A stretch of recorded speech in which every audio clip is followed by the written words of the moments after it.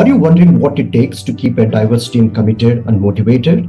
Or are you wondering how companies manage their finances while still investing in their employees? We'll get to these big questions. I'm Kiran Maestri. Welcome to another insightful episode of our podcast, where we navigate the confluence of leadership, innovation, and strategy with the movers and shakers of the business world. Today, we are privileged to host Mr. Siddhartha Mehra, the dynamic CFO. At Zolo, Siddhartha has mastered the art of wearing many critical hats, juggling the analytical rigor of financial management with a human-centric approach of leadership. His expertise in financial planning, business restructuring, and technology implementation has been instrumental in Zolo's journey as they redefine co-living spaces for students and professionals nationwide. Today, we dive into Siddharth's strategies for aligning purpose with business goals, instilling a culture of accountability, and enhancing employee experience in the rapidly evolving landscape of work and technology. Siddhartha, on that note, it's great to have you with us. Well, thank you so much, Kiran. It's a pleasure to be on your podcast and looking forward to a very interesting and engaging conversation. Why behind what you do? And could you also share with us your core purpose that drives you and your organization and how this has shaped your journey? Sure. Great question to start with, Kiran. So Zolo is the largest managed living platform in the country. Yeah. The purpose for us is really to create, build beautiful living experiences for our customers, right? You think about a property, on that property, you got to put it a layer of service, a layer of experience, a layer of technology to ultimately give people a quality living experience, right? Which is curated to your own needs and your own requirements. Now, this particular dimension, purpose, spreads for young working professionals, for students. I'm sure you have been a student, you have lived on campus, and there has always been certain complaints about the quality of living, the food, the laundry, the cleanliness, the hygiene, right? In India, we have 7 million or 70 lakh student housing beds on campus in the country, right? So it's a huge population. Now imagine if we can touch the lives of such students in the times to come to create that quality living. Those 4 or 5 years of your life can be wonderful living experiences that you will carry with you for the rest of the life, right? So that's what we are trying to do. That's the purpose of our organization. Now, this is very impressive, Siddhartha. In fact, you reminded me of my good old days when I was a student, right? We always look at the affordability as well. Whilst there is a hygienic part of it where certain things were not in line with your expectations, but the biggest part is if you wanted to move, there were not many affordable spaces. Now, the affordability has become challenging for students, even for young workers. So it's what an opportunity for them to have these co-living spaces, right? So before I deep dive into purpose, just a very high level from a business standpoint, what's the trends that you're seeing within the co-living spaces at this moment? Right. I think first of all, let me address the question about market, right? In case of the student population who are essentially migrants, moving out of their hometown, leaving their house and mamas and papas to go and study in the universities, whether they are living on campus or they're living off campus. Our estimate is that in India there are about 1.5 crore students who leave their hometowns to go and study, right? About 40% of them live on campus and about 60% of them live off campus, right? So a very large market. The undergrad, postgrad education in India is growing at a very decent rate. And I only see this number going up with the coming times, right? When it comes to young working professionals, right, generally you can always rely on 2 very strong metrics, right? One is the development of commercial real estate in India, especially in big metropolitan cities, right? And the last 2 years have been really good for India when it comes to commercial real estate in terms of the uptake, signing of new leases, rental agreements. And in some sense, we lack that, right? Because once those buildings are ready, people will come in and occupy those offices. we will essentially come into the play of helping them with their living needs, right?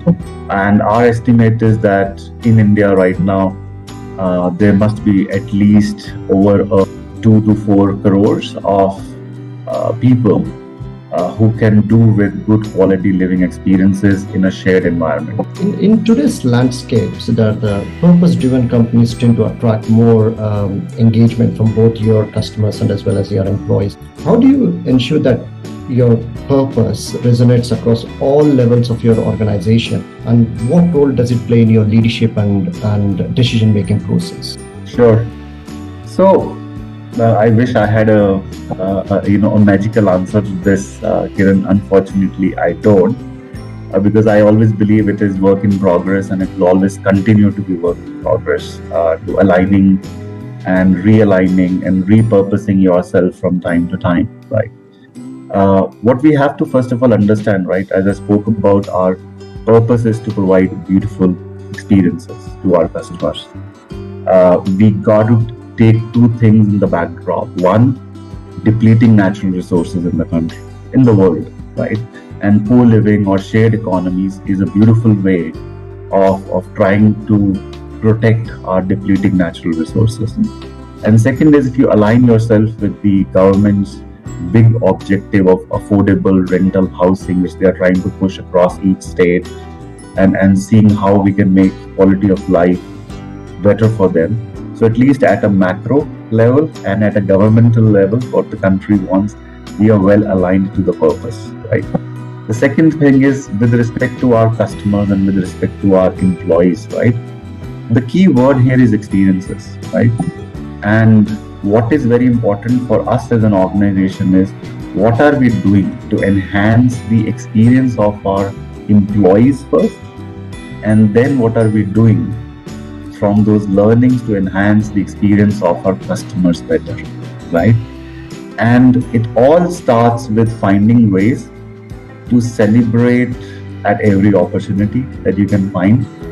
It all starts with having a very inclusive approach to that, right? And what I mean by an inclusive approach is, in our customers, right, with our customers, we do a lot of these things where we would get together in the evenings, do something like as Chai Pe Charcha. We would do some birthday celebrations. In our student housing, when students go for exam, we have something called as Dahi and Shakkar to help them understand and correlate with what they saw in their families or what they experienced. When it comes to our employees, we try to do different things. Like just yesterday, we did our Ugadi celebrations and Eid celebrations, and everybody had a nice feast. So, you keep finding these opportunities, right? To how do you keep enhancing experience? Are we there? Have we mastered the art? The answer is no.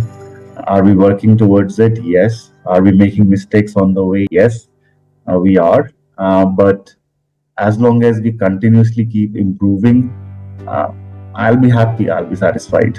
No, it's pretty impressive when you said that, right? Employee first experience, it's all experience. I'm a firm believer of your experiences shapes your belief, and your belief leads to actions and then drive results, right? It's all about creating those experiences, both your customer side as well as your employee side.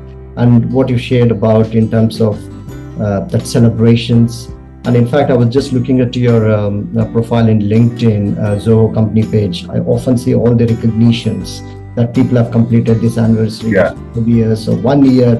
I really love it, because it's, again, you're creating those experiences for those employees, right? So if somebody new hire join the company, so what's the how things works here, and when you point those things, right, those experiences, and that shapes those beliefs as well. Just to give an example there, I think we are one of the few companies, right? We have an ESOP policy, which is obviously linked to performance, and you would be rewarded every year with certain ESOPs based upon your performance.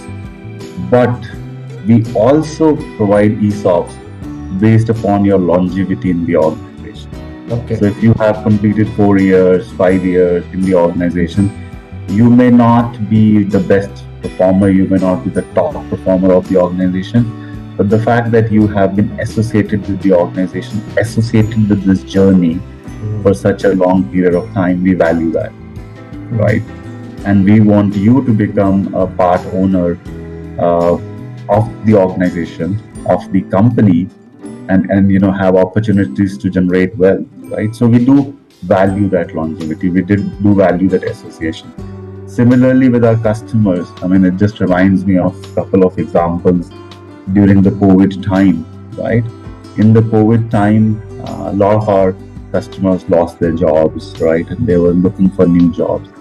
We gave them free accommodation for a period of 3 months. And we said, you can stay with us, you can find a job, no problems.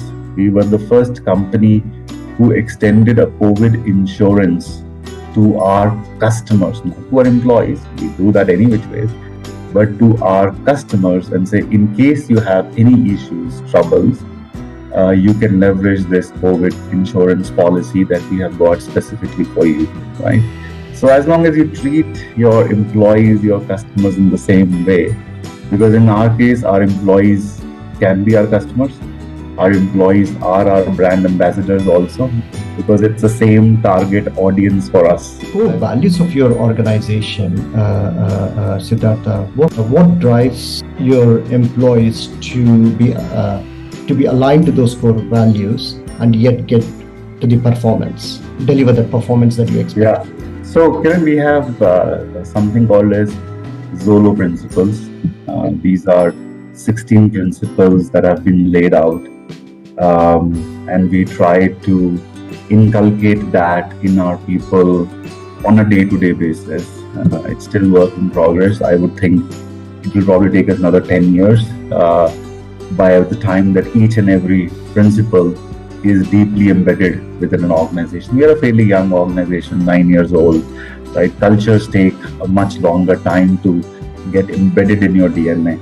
But just to give you examples of few of these principles, and something that I've heard from people who move on in their careers to different jobs, right, is the first thing I learn, I always kind of hear from them is, I really enjoyed my time in Zolo.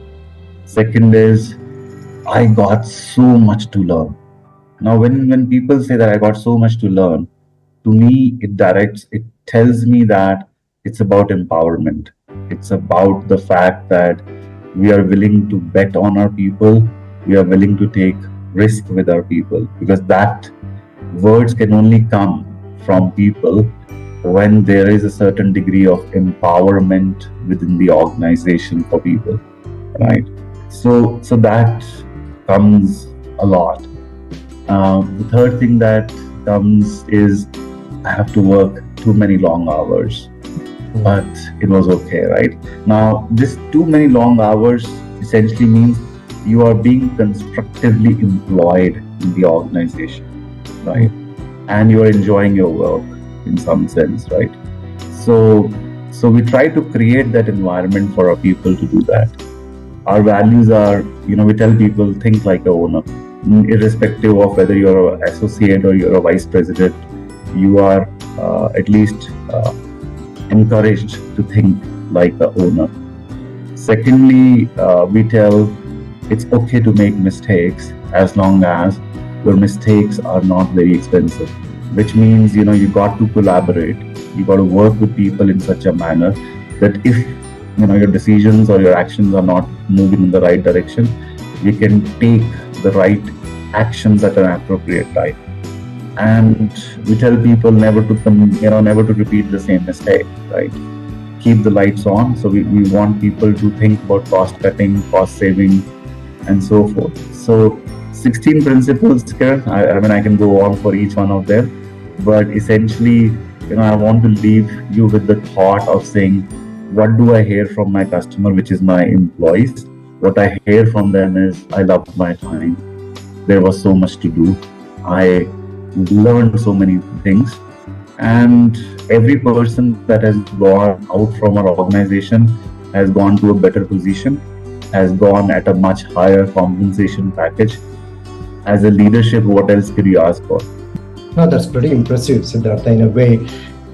So those 16 principles are kind of your cultural beliefs, right? That your employees experience day in, day out. and if those cultural beliefs that are leading to certain actions they take, because that ultimately gets you the results that you wanted to get, right? And Yeah. and more often than not, where we find, I don't know how it resonates in your world, Siddhartha, the big challenge is when a company scales, right? When you're growing at a rapid pace, whenever you, and sometimes maintaining that sense of culture and those guiding principles somewhere gets diluted, because it's easier when you are an employee of 100, 200, and 300. But as you scale from 1,000 to 2,000, 3,000, right, it starts getting diluted. I don't know, it's the case from your end. And how would you kind of make sure that the core principles and values are imbibed as you scale as well? Yeah. So, Kiran, I think your observations are totally spot on. As an organization grows from 200 to 500 and 1,000 people, the people are so much more away from the mothership, right? And there is always a possibility of the messages getting diluted. There is always a possibility of misinterpretation of a certain value, right? Where you say, well, I thought this means this, but, like think like an owner. People can say, oh, well, you want me to think like a CEO? No, we're not expecting you to think like a CEO. What we are expecting you is that whatever process you are doing, whatever little thing you are doing in the organization, for that particular piece, you are thinking like an owner. You're not thinking like as a doer. You're not playing a musical chairs of saying, let's pass the ball from one seat to another seat. So there is that thing that happens, right? We have also faced these challenges where, as you move away from the mothership, values start getting diluted. How do you go about reinforcing these values? It really is, first of all, you've got to connect more often with the people, right? So previously, let's say you connected with people once in a quarter. Now you need to connect once in a month, right? Because you need a continuous reinforcement of that. Second thing is, HR has a very important role to play in that. When you are a very young organization, a lot of the valuation of people is based upon their experiences and technical competence and so forth. But as you grow as an organization, you've got to bring your organization values and cultures to the forefront. Yes. Right? Which means it has to become like a gating condition. Now, you need smart, intelligent recruiters who are not focused on functionalities and technicalities and all that, but are really focused on seeing, is there a cultural alignment with this individual, right? And the more you get it right there, right, the higher the probability you have in bringing the right set of people together. So, and that's where organizations are not able to appreciate fully the value of an HR function, right? The value of HR function is not to get you 10 CVs, 100 CVs, 1,000 CVs, whether you closed my role in 2 days or 20 days. The role of HR really is, they are the custodians of your values. They're the custodians of your culture. Allow them to do that, right? One bad hire done in an expedited manner can cost you a lot more than getting one right person, right? Being successful as an employee, Kiran, is not just about how intelligent you are, but also about what is your EQ, right? It is also about your cultural alignment with the organization. You may be the smartest, the most intelligent guy, but if you don't have a cultural alignment, right, you will be a failure. You will be a disaster. This is, and you will probably be able to resonate this, that there are some people who do well in a company and they're like shining stars, and they go to the next company thinking to be a shining star, but that star even doesn't come to the surface, right? What happened? The alignment went off, the emotional quotient went off, something went off, right? So we need to continuously work with our people, keep communicating, keep talking with our people about values. And lastly, I think leaders have to do walk the talk. Leaders, you have so much of pressures about business goals, fundings, and compliances and governance, all of that in different forms and shapes. But how much can you do walk the talk is what people will ultimately resonate with. It's pretty impressive, Siddhartha, and I really loved about that CQ part of it, right? We often talk about IQ and EQ, but now I think we need CQ, cultural intelligence, how you are culturally adaptable within the environment, because that is very important, because your culture drives business. Touched upon interesting part of an onboarding is critical, because you need to bring the right people who are culturally adaptable, who has that CQ, right, to take your business forward. And you also touched upon the leadership plays a critical role, and as you rightly pointed, is walk the talk, right? It starts from the leaders to show those core values, right, in every decision you take, or in every actions you take, or your behaviors as well should be aligned with some of your core values, because people are observing and people will act upon it as well. On that note, I want to touch base on the leadership. Leadership styles are evolving. We started, I often talk about situational leadership, we talk about compassionate leadership, we talk about purpose-driven leaderships and everything. But can you share with us how your leadership style had to change to meet the needs of today's workforce, and what you think are the qualities that needed for a successful leader in this new era? And the era, what I often talk about, is the generative AI era. Yeah, I think you are right. Leadership styles have changed a lot over the last 20, 30 years. Leadership, at that point of time, there was no difference between the word leader and manager. They both meant the same thing.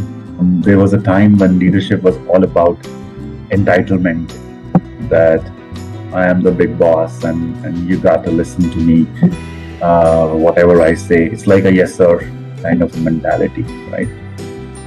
Also, I think at some stage, I don't know where this whole thing emanated from, but leaders were expected to be a Superman, right? That they are very strong, they are very tough, mentally, emotionally, physically. They know everything. So every time I go to a leader, right, he necessarily needs to have an answer to my problem statement, right? And if he doesn't have an answer, then he's not a competent leader, right? So leaders are very shy to ever accept the fact that they don't know the answer, right? So that used to create a lot of friction, because now you can't accept, I don't know, but you can't show that either. And therefore you will try to, sometimes use abusive language, sometimes throw your weight or whatever, right? Now, things have evolved, right? Dealing with Gen Zs and Gen Alphas and so forth. First, knowledge, information is a commodity. Now, in the past, that was a luxury, not anymore. Everybody has the knowledge, everybody has the information. It's available in a touch of button, right? So they know that. So you got to, as a leader, accept that, right? Second, leadership now requires you to be vulnerable, right? It requires you to express yourself in the truest possible manner, right? Which could be about, hey, I'm having a problem, I'm having a challenge, or to say that I'm having an off day, right? It could be any of that. And people now appreciate that a lot, resonate a lot more with that, right? So you got to do that with your Gen Zs and Gen Alphas of this world. Third is, leadership now is not just about a business profitability or delivering a set of numbers. Leadership now is being driven by a purpose. People are watching you to see how well are you aligning to that purpose.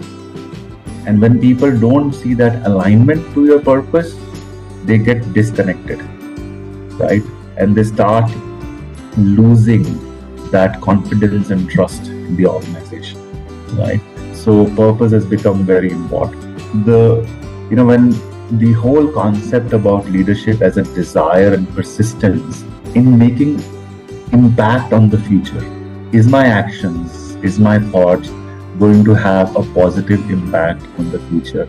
Is my actions, is my decisions going to lead to a collective betterment of the stakeholders, the society, the future generation, the environment? People are measuring you on that, right?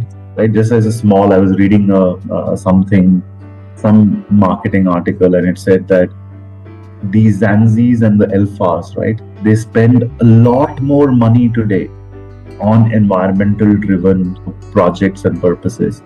They spend, and this is surprising, this will be surprising to you, they spend more money on pets and pet care, right, than ever was spent by Gen X and Gen Ys of this world, right? What is that telling you? There is more empathy towards the other living beings on this planet. I think that's phenomenal.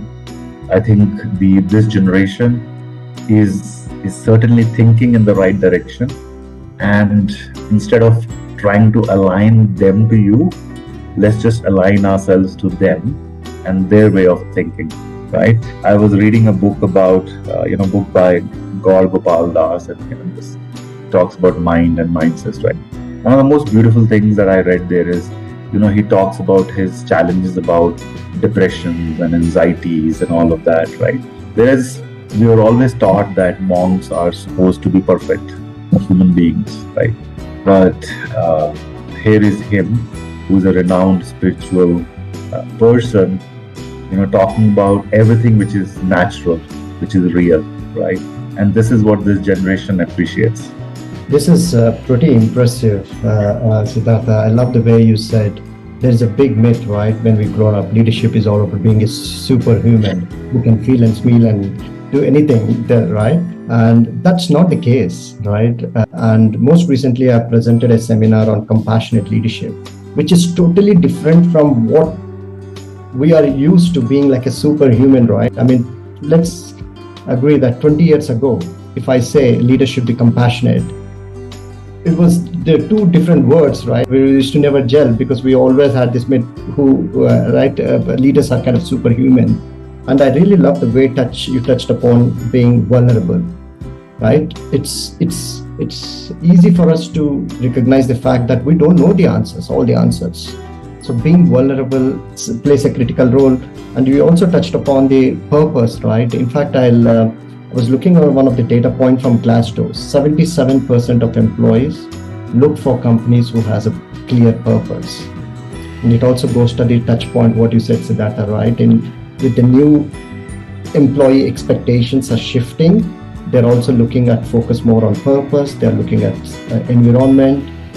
They're looking at different things that we are never used to. So it's, as you rightly pointed, we need to adapt to their expectations in order to drive the business forward and see the practical challenges, right? As businesses grow and scale, right? Where you've got diverse teams. Sometimes getting that alignment is a challenge, getting that struggle, because you need to keep your diverse teams engaged and motivated, and yet deliver the key results that you need to deliver.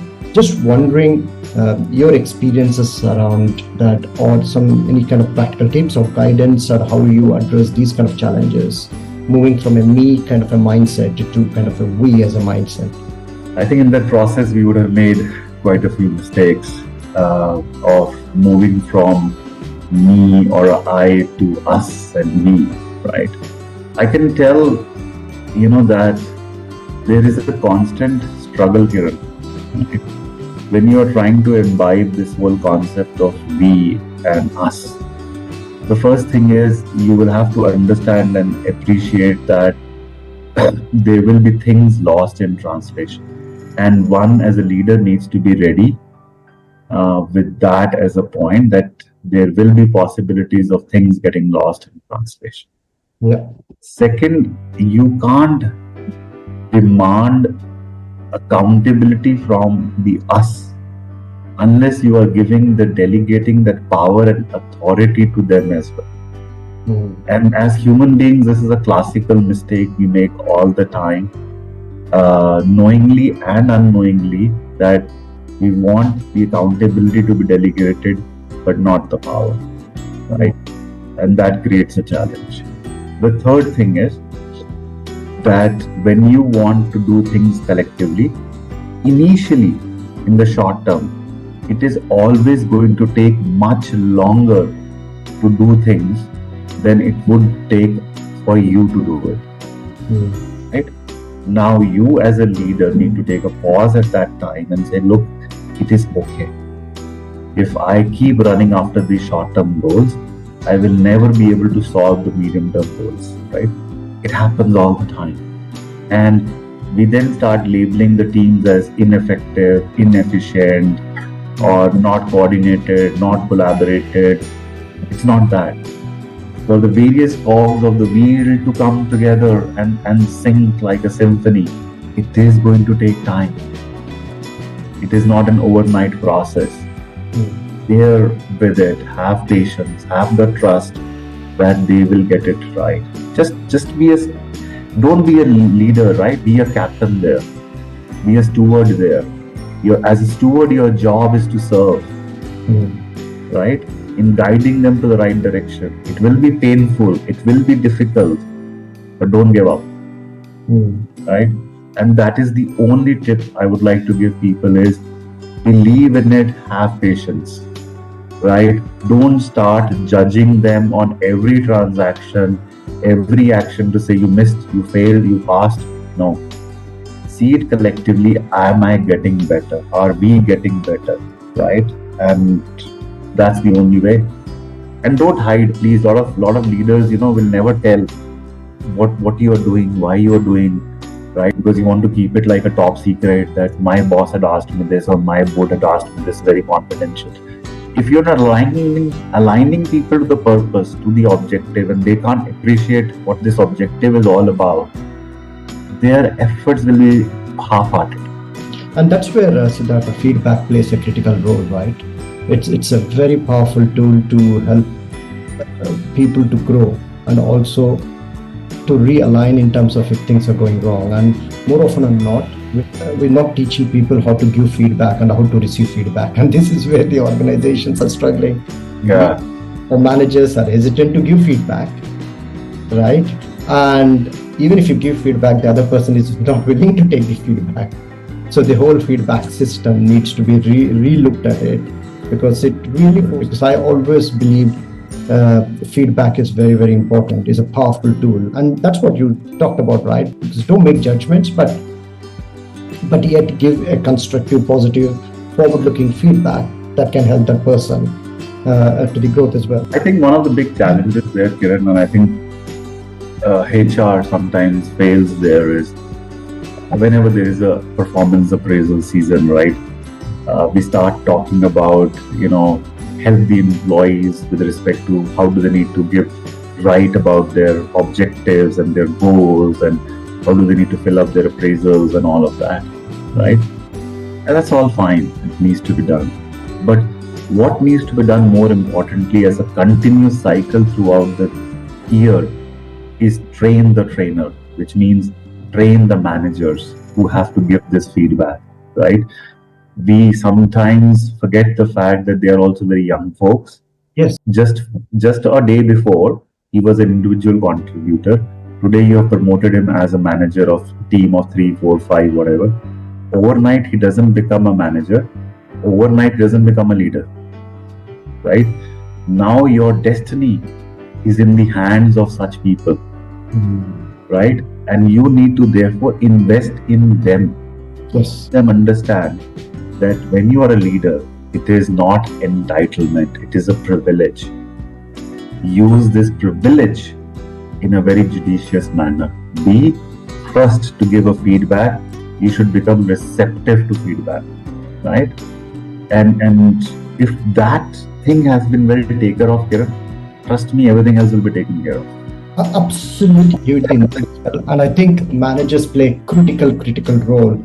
It's easy to point managers if something goes wrong, and again, there's and the myth that has been created is a performance or being empathy or compassion. No, everything has got a balanced approach, but the whole idea is you need to be courageous and give a great feedback, but yet you need to educate your managers. But the for me, the fundamental problem is we put into training, right? When it comes to leadership, culture, employee engagement, it's an experiences that you wanted to create that leadership in living, right? You train for 2 days, you come back and you forget things, and it's never in the reality, right? It should be done in a very systematic and programmatic way where you teach these managers where they're breathing and yet correcting, they're activating, right? I believe in leadership in living rather than training, putting in for 2 days, and you hear all those buzzwords, but when you come to the reality, there is no collaboration, there is no communication, no relationship. You become the same old person. But you really touched it. Very good points. More about you as a person, right? So, what is that one practice that you diligently follow or habit that kind of shaped you, who you are today? I think for me, I believe in leading from the front, right? Which means really that for me to gain trust, respect of my team members, I don't want to use my titles. Yep. I don't want to use my chair. I want to be able to demonstrate to them that I can add value to their lives. And when I say add value to their lives, I will sit down with you to understand your problem and be able to give you the right solution to solve the problem, right?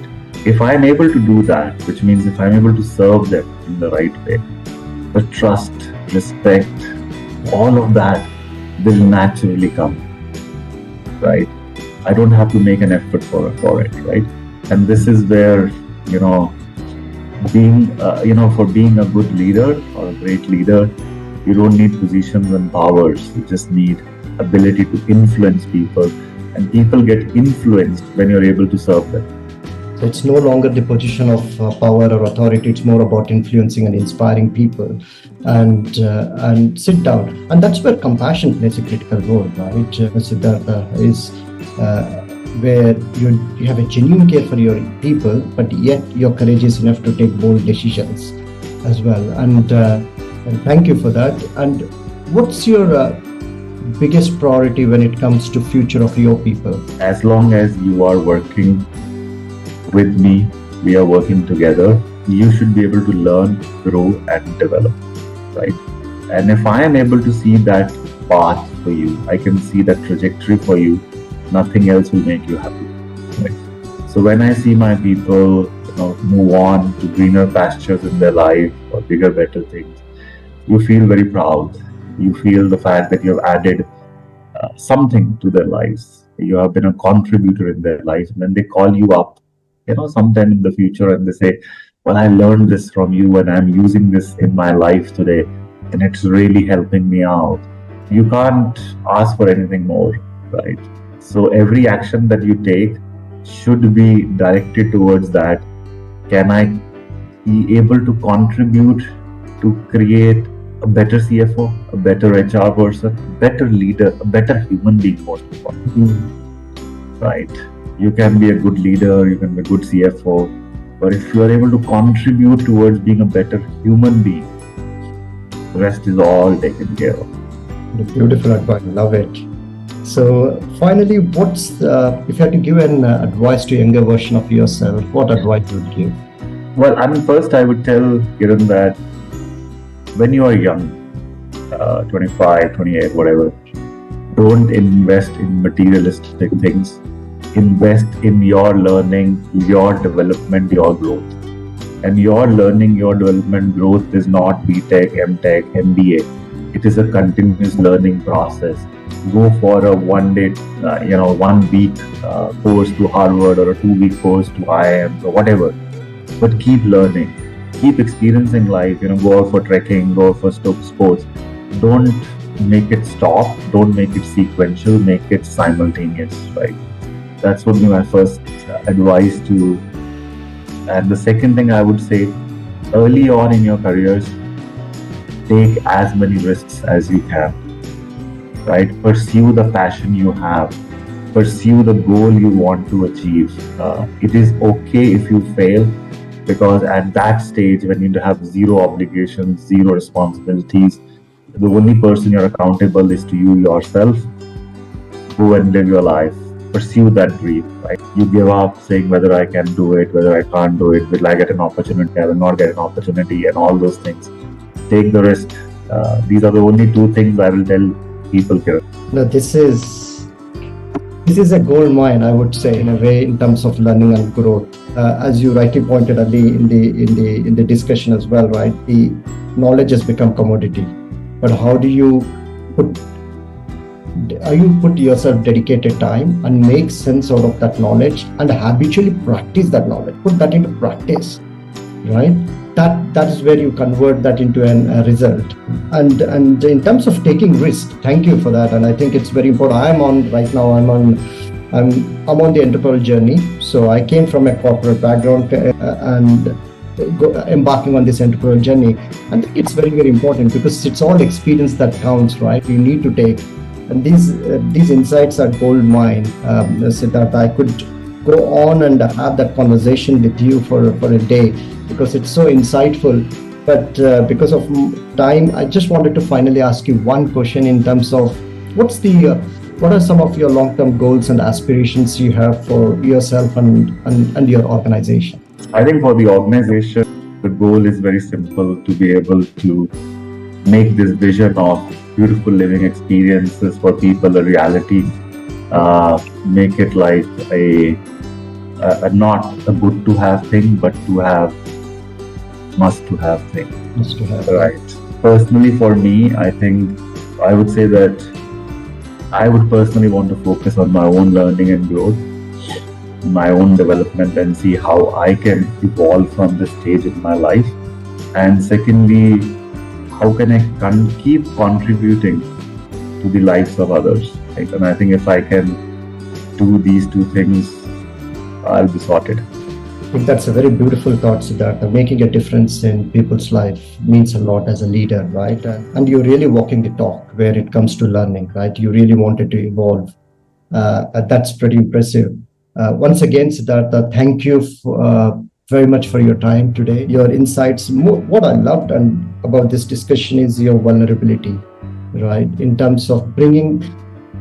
I take pride in these interviews is all about having that real world content and being authentic. And literally some of the tips that you said, where you're struggling, you've been very candid about where you're struggling, and where you're doing good, you've talked about it in terms of your cultural belief, in terms of taking the organization forward. And this is the kind of authenticity we love. Wish you good luck in all your endeavors. Keep learning, as you rightly said, and keep enriching and make a difference in people's lives. Yeah, it's been a pleasure, Kiran. I think I've enjoyed our conversation thoroughly. A great, open, free-flowing conversation. And I truly wish you the very best for your entrepreneurial journey. I am sure you will come out with flying colors. I have no doubt about it. Thank you. So once again, thank you so much.